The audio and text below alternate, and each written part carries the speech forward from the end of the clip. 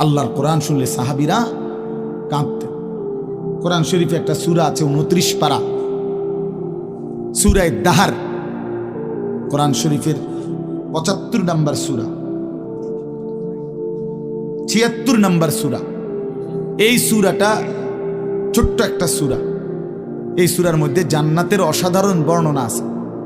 যেদিন এই সূরাটা নাজিল হইছে, নবীজি উপস্থিত সাহাবী যারা ছিল সামনে, তখন জিব্রাইল মাত্র নাজিল করছে, নবী সাল্লাল্লাহু আলাইহি সাল্লাম সাহাবীদের সামনে শুনাইছে এটা, এই সূরাটা।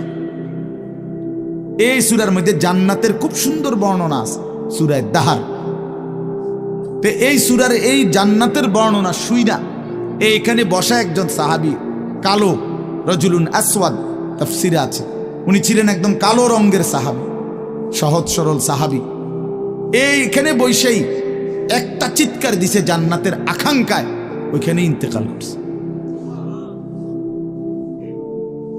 আল্লাহ নবী সাল্লাল্লাহু আলাইহি সাল্লাম বলছেন, লাকাদ আখরাজা নাফসা সাহিবিকুম আশ-শাওকু ইলাল জান্নাহ, তোমাদের সাথী জান্নাতের শৌক আগ্রহে জীবন দিয়ে দিল। দেখো,